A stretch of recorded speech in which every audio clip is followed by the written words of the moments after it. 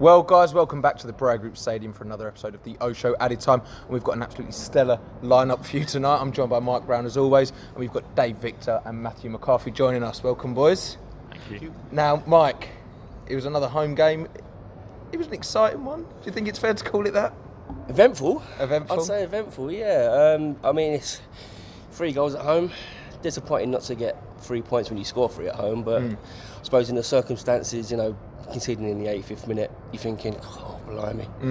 Where's our break going to come from? But hey, credit to the boys getting up an equaliser in the 93rd minute. And obviously Port Vale, you kind of, Dave, knew wouldn't be an easy game. But what were your thoughts kind of an hour before when those lineups were announced? It came out that Ross was going back to a back 5, which is potentially understandable. What were your views before the game when that teams were announced? Well, I thought after what happened at Colchester, you could see why he felt the need to strengthen the defence. I don't think it's about the formation, I think it's about the attitude, and I think the attitude in the first 10 minutes was exactly what I would have wanted and expected, and I think it got the reward. What I didn't expect was that Leyton Orient would then sit back and invite the pressure. And I know that Ross didn't expect that either, and I think that probably demonstrated the fact that there is a lack of confidence in the squad at the moment, but the changes that were made at half-time were positive. Matt Howard really enjoyed the second half, didn't he? It made a huge difference. I was very impressed with Connor Wilkinson throughout the afternoon. That fella takes so much punishment, and it was a really difficult game for him. I thought he scored an excellent goal, and we'll be really disappointed about all 3 goals that were conceded, but they were coming. And we were not only conceding lots of corners, we were struggling defending the corners. So that was frustrating, but they showed some character. It was even more frustrating, kind of considering how brightly we started. And it was almost not a rarity, but we don't see it. We haven't seen it often this season. How brightly the O's started. No, I agree. The first 10-15 minutes, we scored a goal. We had a chance just after, which I think they cleared off the line. We started really well, but as Dave said, we then seemed to sit back thinking, I don't know whether we thought we were in control of the game, but we seemed to sit back a little bit. Whereas I think if we kept attacking them, we could have done a bit more, because we looked comfortable with the ball, I thought, today. I thought Marsh had another really good game. He did, and it felt almost harsh to be going in at 2-1 down, though, didn't it? Oh, yeah, totally. Yeah, totally agree. I think they thought they'd got out a bit, because like you said, two chances probably, they scored the 2 goals. I did think the goals were coming. We just weren't clearing the ball out of our box, but I do think it's a little bit harsh to go in 2-1 down. And it was a Josh Wright header, Mike. 4 goals at the Borough Group Stadium now after today. Yeah. He got one early on and one late on. It's good to see a midfielder getting on the score sheet like that, isn't it? Yeah, it's definitely good to see. I mean, it doesn't matter who gets the goals, you just want the goals to come. And, like you said, he's started off well, got an equaliser, 2 good headers, I've got to say. Probably the hardest part about them headers was he had a lot of time, or a lot of freedom, and he's put them exactly where he wanted to, and lucky for us. It's a great ball in for the first goal definitely. as well. Wilkinson, I think, did really well for the first He goal. did all the hard. He did a lot of the hard work. Yeah, it's definitely, yeah. I mean, he still had to do the header. But Yeah, exactly, yeah. And we've touched briefly on kind of defensively and in sense of the formation and whatnot, but you're still coming away from today's game kind of concerned and a little bit worried about the defence, aren't you, Dave? Well, again, I don't worry about the formation. I don't even worry about the defence. I think you defend as a team, and I think throughout the 11 games in the league under Ross, we haven't done that as well as you would have wanted, with the possible exception of Cheltenham, although they had some pretty clear-cut chances in that match. I think the man we miss is Joby McAnuff, because Joby was the man that sort of organises and gets people backing into position. You look at last season, you look at results of last season, and the dip coincided with the absence of Joby McAnuff.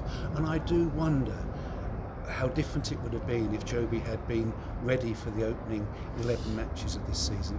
The other thing, I think, which is separate to formations and separate to sort of whether or not it's the defence or individual players, I think it's about the mentality.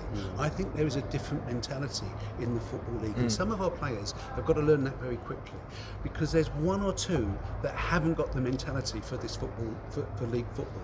And what I mean there is that in last season, there were 1 or 2 Leyton Orient players whose default position when they lose the ball is to look down at the ground or look towards the referee. What they don't do is immediately go back. There are one or two players who every now and then switch off and just lose concentration. In the National League, against part-time players, you can get away with that. Against full-time professionals in League Two, you can't.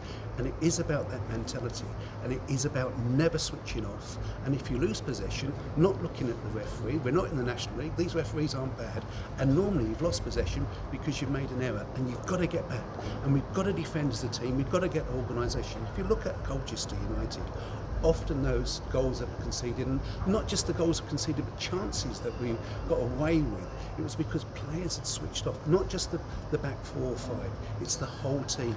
I understand where you're coming from there, Dave, but to counter that, to talk about mentality and character, I thought there was a fair amount of character shown out on the pitch today to go behind twice and to fight back. You know, Definitely, yeah. I think give them some credit where credit's due. Yeah, do to, you not fight, feel... to fight back, like I think Mike said earlier, to concede in the 85th minute and come back, because I was where I thought when we conceded that, I thought that might be it. To fight back, we're definitely, I was just speaking to Matt Harold upstairs, was talking about this team will always have that fight. I do agree that defensively sometimes you should be more alert. Seems to be one mistake and that whole team sort of drifts off. But I think there is definitely fight in this team, and they definitely will always show that. And that man you mentioned there, you had a chat with, how was he? Because he came on at Second half half, I time. thought, yeah, he was brilliant. One man of the match for 45 minutes. He won heavy headed, didn't he? He's scared their defence. They didn't know what to do against him. Yeah. Him and Wilkinson had a nice. When Wilkinson got close to him, them two worked really well together. And his presence helped the defence. I felt so. Because he prevented Legg from going forward. And if Legg was to go forward, Matt Harold would have gone with him. Yeah. And Legg was a real problem for us in the first half when we were conceding all those corners. And of course he scored one, he probably should have scored 2. Yeah. There was some fairly astute tactical changes from Ross, which, you know, could say got us back into the game, and it was quite touching at the end there when he was going around doing his South normal, stand, when he was doing his normal round of applause, and the South Stand broke into he's one of our own, Ross Embleton. He said in his interview that it put shivers down his spine. It was great to see a man kind of who, in my opinion, took on maybe the hardest job in English football. Oh, It's lovely to see him getting that kind of support that he deserves, isn't it? I think you always have to respect down here what he stepped into.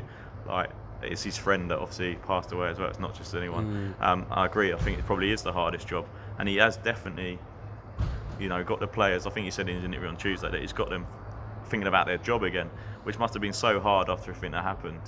He deserves a lot of respect. I know we haven't been getting the results, but he's such a great guy, and I'm so glad that he's being kept on as assistant. I wouldn't have wanted him to go. I think he deserves that, and he said he doesn't want to be a manager.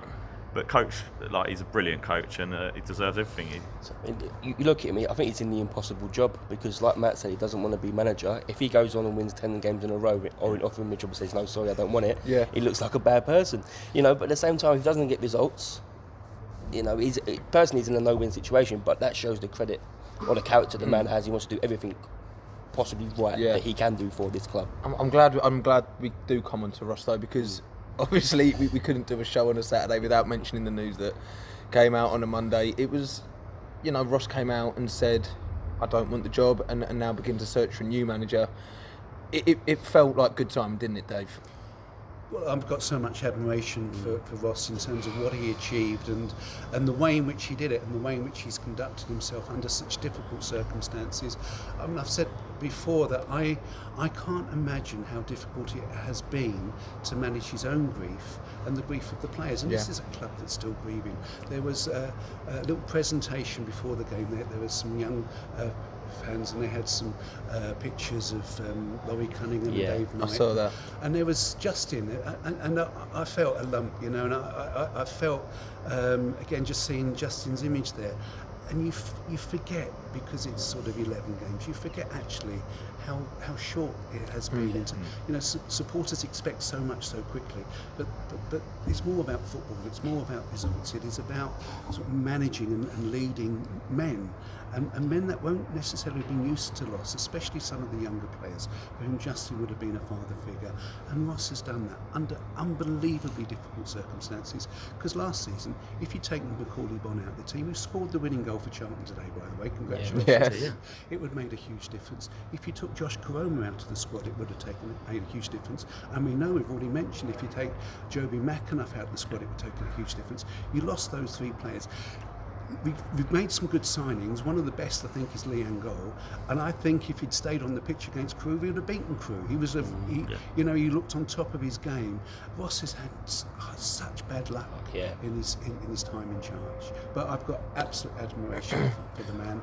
He cares so much about the club. He didn't deserve the criticism that he got, particularly after the Colchester game, and I'm pleased that today, and I thought it was a really good atmosphere, a really positive atmosphere, and I think that helped the players. I mean, we talked about the character, and you're quite right, it was good that there was a resolve, and the substitutes made a real impact, and James Brophy looked fit again, and Maguire drew a box of tricks, and Matt Howard was enjoying himself, and that was good to see. But the best bit was at the end, and people really had a chance to say thank you to Ross, and there's a lot to thank him for. Yeah. And as you say, there's so much in place with the players we do have, and the football we've been playing this season. As you said earlier, the results haven't been there, but for a lot of the time the football has.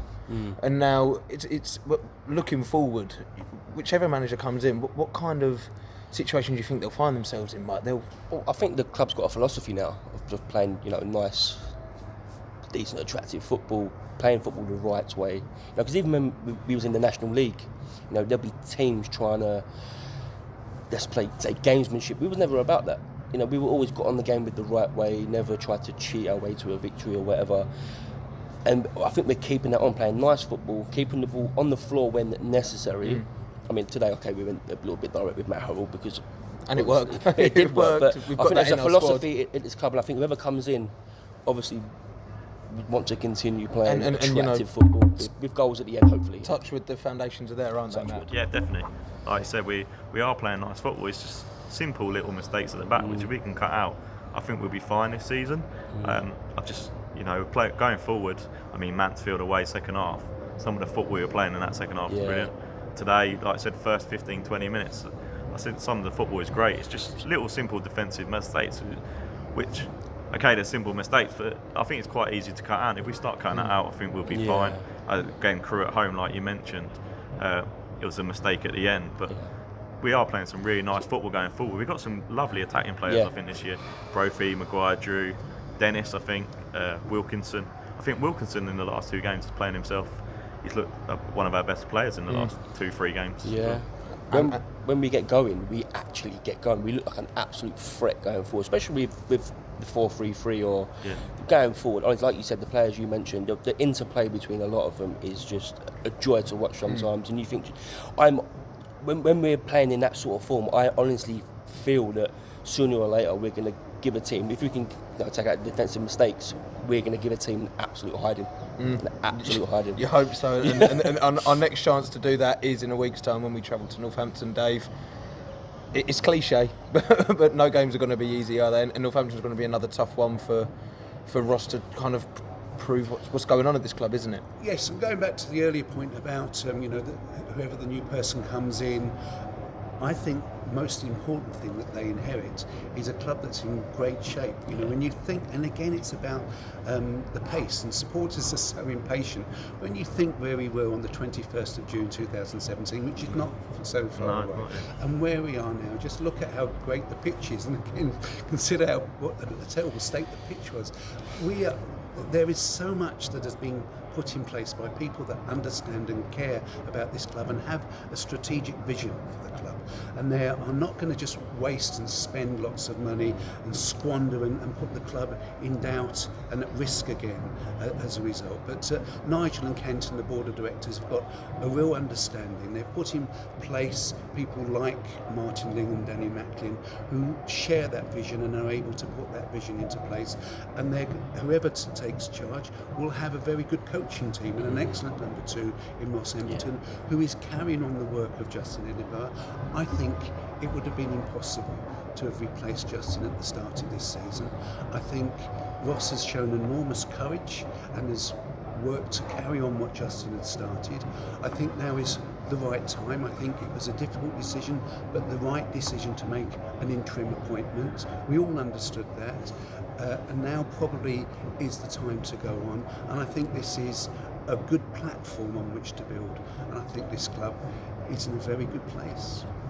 I agree. And well, Dave, Matt, Mike, thank you so much for joining us today, boys. Pleasure, Ollie. Handshakes all round.